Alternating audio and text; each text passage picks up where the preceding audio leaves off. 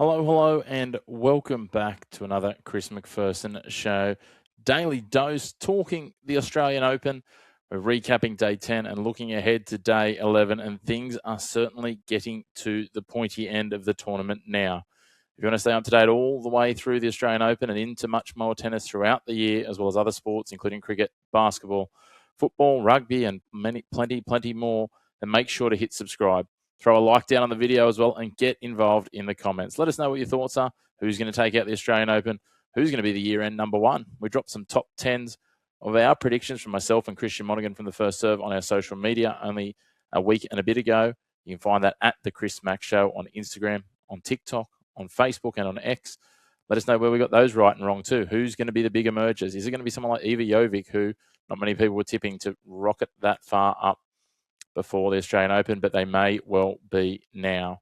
But let's dig into it. Let's dig into what's happened already on day 10. As we speak, we are in the midst of the final match of the singles of day 10, which is the quarterfinal between Carlos Alcaraz and Alex de Minaur, the Aussie. But again, we are going to record. We'll keep you up to date with where that's at as we go through and as we wrap.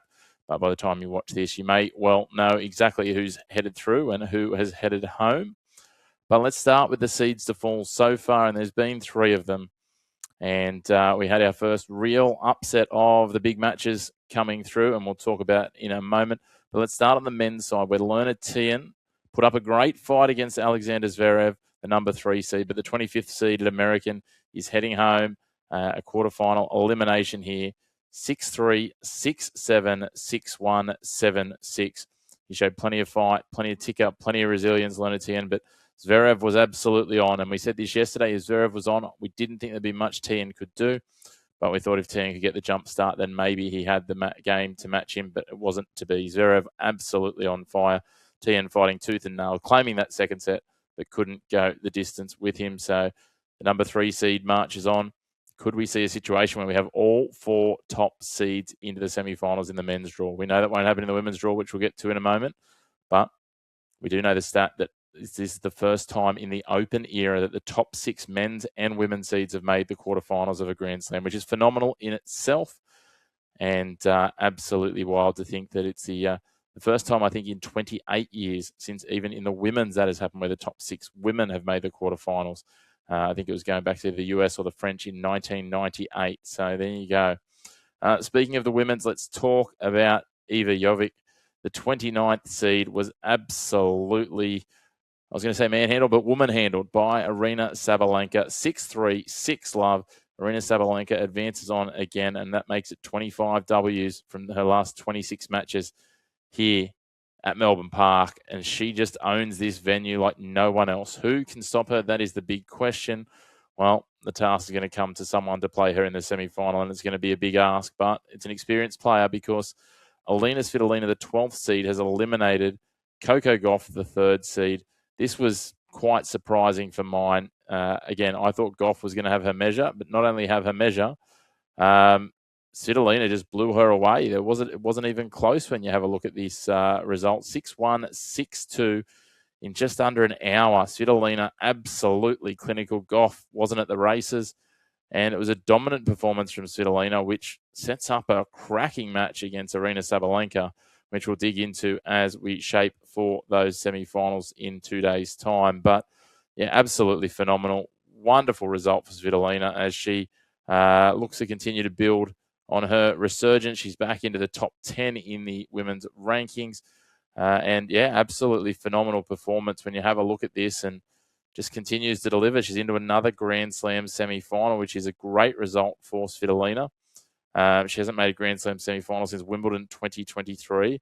And by my maths, it will be her 4th Grand Slam semi-final. The first time she's made it here at the Australian Open. She made the quarterfinals in 18, 19, and 25 here in Australia. But again, she made 2 semi-finals in 2019, 1 in 2023, and now she makes one in 2026 and returns to the world top 10 now, and now takes on the world number 1, Aryna Sabalenka, for a spot in her first ever Grand Slam final. Could she get there? That's the big question. But we know she's been as high as number 3 before. And as I said, this will be now her 4th Grand Slam semi-final. She's just got to get to the French Open semi-finals to complete the set. But again, we'll wait and see. She's also made, obviously, an Olympic semi-final as well. She got the bronze medal in 2021. Look ahead now in terms of our Aussie watch. And look, Aussie watch, as I said, we've got Alex de Minaur in action in the first set against Carlos Alcaraz. Had absolutely everything. De Minaur coming back from a breakdown twice to get back into that set before Alcaraz broke at 6-5 to make it 7-5. An unlucky net cord catching out de Minaur and seeing Alcaraz seal that first set. But as I said, we'll recap that at the end of the show. As it stands, Alcaraz up a break and going for more in the second set, which is ominous for de Minaur. We now move to our Aussies in action, and it's getting a bit thin on the ground. It's the doubles now, and it is Talia Gibson and Kimberly Birrell who have made their way through to the quarterfinal of the women's doubles. They knocked out the second seeds in the second round, Sara Errani and Jasmine Paolini. They knocked out the 16th seeds in the third round, Kristina Mladenovic and Guo Han Yu. And they advance on now where they'll play Vera Zvonareva and Ina Shibahara in the next round, the quarterfinals, as they try and advance as far as they can here. And certainly when you have a look at it, not something that they've done a whole lot of, I guess, certainly from Gibson's point of view. This is her first Grand Slam quarter in the doubles. For Kimberly Birrell, though, we know that she made the mixed doubles finals last year, John Patrick Smith, where she lost to Gadecki and Peers, who we'll get to in a moment in the mixed doubles. And they lost that in the super tiebreak third set. So she's certainly got a doubles pedigree. Doesn't play a lot, though. Has only played at the Australian Open pretty much the last 3 years. She had one hit out a decade ago. But looking to advance forward there. So we'll look forward to seeing how they go. And hopefully they can get the win over Zvonareva and Shibahara, and obviously Vera Zvonareva, a very accomplished singles player. She's been as high as world number 2 in the singles, world number 7 in the doubles. So, certainly a handful. Getting a little bit older, 41 years of age, but looking forward to that tomorrow. That will be the closing match on Rod Laver Arena after all of the remaining quarterfinals in the singles.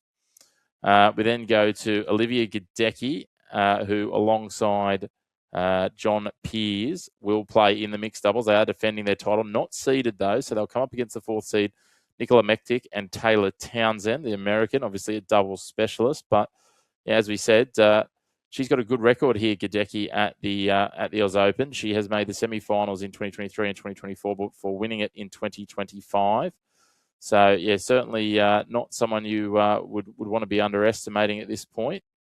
And again, when you have a look through these performances, the pairing with Peers this year is certainly this year and last year certainly bode well for them. So they just get together for this tournament essentially, and they got it done last year. Can they do it again this year? That will be the question as they shape up into this tournament. But again, it's been a pretty strong results for them so far, knocking out Vera Zvonareva, interestingly enough, and her partner in the first round. Then getting past Edouard Roger Vaslin and Laura Siegman in the second round before getting past the 5th seeds in the quarterfinals against Mate Pavic and Alexander Krunik, and now into the semi-finals against Mektic and Townsend, which will be tomorrow on Margaret Court Arena. So we've got some Aussies in action. It's a little bit of doubles. No Aussies in action in the men's doubles, unfortunately, tomorrow. So that is all we'll have for Aussie action. We move on to the quarterfinals that are on tomorrow, and we'll start with the earliest of matches, which will be Elena Rybakina, the 5th seed, up against the number 2 seed, Iga Swiatek. There are some absolutely cracking encounters tomorrow. This is Rybakina and Swiatek. They've played 11 times before, and it's 6-5 in favour of Swiatek, 4-2 on the hard courts. So 2 players that know each other's games very well. They last played in November in the WTA finals. Elena Rybakina got that one. They also played 4 other times in 2025, so 5 times in total. And Iga Swiatek claimed 4 of those, all 3 on the hard courts. And then again, these guys played way back in 2023 in the 4th round here at the Australian Open when Swiatek was the number 1 seed. And Rybakina actually won that one. So Rybakina went on a bit of a run in 2023 where she beat her 3 times. But since then, it is a 5-2 run in 2024 and 2025. And every time they've clashed on hard courts since 2024, it has gone the way of Iga Swiatek. So an interesting one. this is going to be a cracker of a clash. Both have got phenomenal records they've gotten here. You look at the names that they've beaten. For Rybakina, it's been, Valentova and Mertens, two opposite ends of the spectrum in her last two games, but dropping very little. So 6-2, 6-3 against Valentova, 6-1, 6-3 against Elisa Mertens. And then on the other side, Swiatek wiped the court with Madison Inglis a couple of days ago, 6-love, 6-3. Had a blip against Anna Kalinskaya in the second set to lose it 6-1, but beat her in the other two sets 6-1. Did a job against Marie Buzkova as well. This is a cracker of a game. I'm very much on the fence, but I'm going to have to make a lean one way. I'm going to go with Swiatek. She really looks like she's got to the pace of the court a lot better, and is, we obviously know what she was doing on clay, where she was dominating that in her early years. But at just 24 years of age, she's already got 6 Grand Slams, and she's going to be chasing a 7th here, trying to get it done. So I'm going to go Swiatek to get this one done in 3 sets. Next up will be the second of the women's quarterfinals, also on Rod Laver Arena, in the warmth of the afternoon, scheduled for about a 1 p.m. start. And it is the number 4 seed, Amanda Anisimova, up against the number 6 seed, Jessica Pegula. Again, another youngster in Anisimova, 24. Pegula, much more experienced at 31. 10 tour titles, but yet to win a Grand Slam. Pegula. Anisimova also in the offing, hasn't got a Grand Slam title to her name. Again, have a look at the runs here. Both of them have been really strong. Names like Siniakova and Stearns have been in the victims for Anisimova, and she hasn't missed a beat. And then you look at Madison Keys, McCartney Kessler as well for Jessica Pegula. And both of them have dropped very minimal games. I think for Pegula, it's somewhere in the realm of 17 games that she's dropped in her 8 sets she's played so far. A few more. I think we're up about 25 for Amanda Anisimova, but just absolutely clinical, the two of them.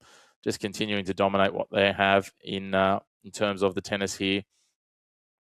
It's a 3-0 head-to-head record for Jessica Pegula, though, interestingly enough. But they date back to the first clash was way back in 2020 when Anisimova would have been 18. And then Jessica Pegula got 2 wins in 2024. So they haven't clashed in almost 18 months.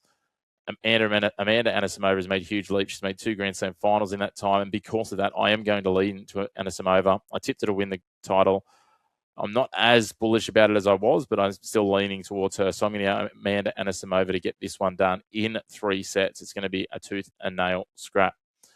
Next up, we go on to the men's, the daytime quarterfinal in the afternoon. Novak Djokovic, the 4th seed, up against Lorenzo Musetti. 24 slams, 102 titles to 2 titles.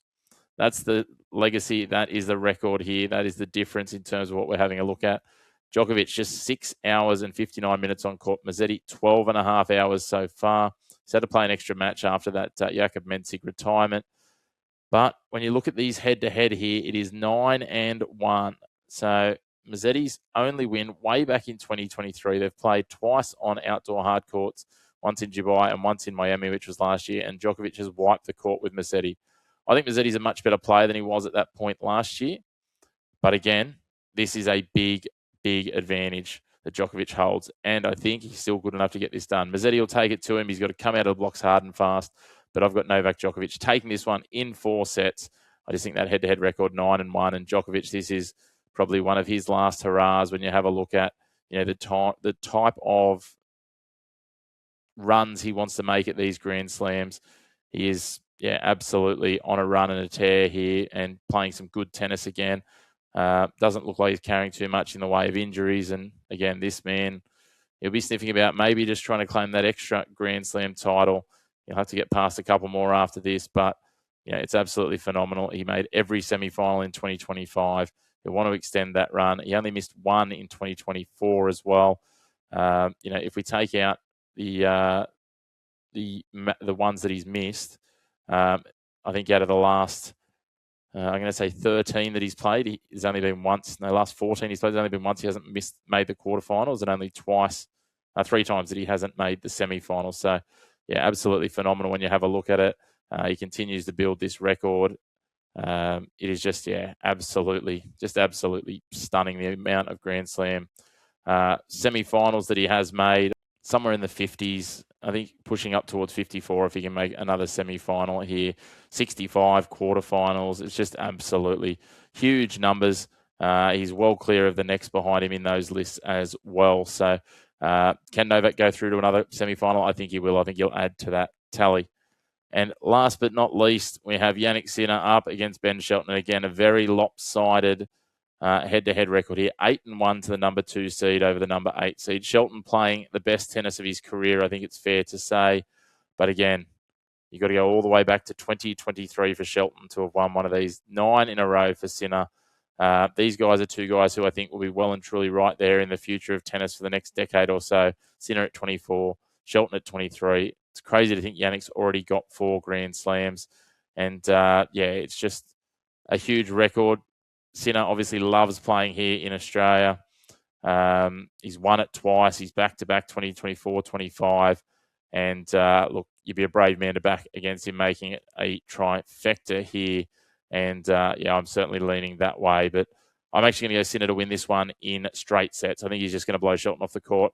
Not to say I don't think Shelton can match it with him, but once Sinner gets it in his mind, under lights as well. I know that he wanted daytime matches, but I think under lights will actually suit him better. I think Shelton will want to get into the grind and try and drag it deep, but I think Sinner will get this one done in 3. So that's where we're going. That about closes us out. Update from where we sit with Alcaraz and De Minaur. Alcaraz up a break still in the second set 4-2. I think he'll probably go on with it from here. Can De Minaur claim a set out of him? It's not looking likely at the moment. Alcaraz just seems to have an extra answer each time, as much as De Minaur's fought back a couple of times, and it's been really thrilling tennis so far. But as always, a big thanks to you for tuning in. Make sure to hit like on the video, hit subscribe on the channel, get involved in the comments as well. And we look forward to seeing you again on another episode of the Chris McPherson Show, Daily Dose. But until next time, thanks for tuning into your home of the black and white of sports and the great opinions here.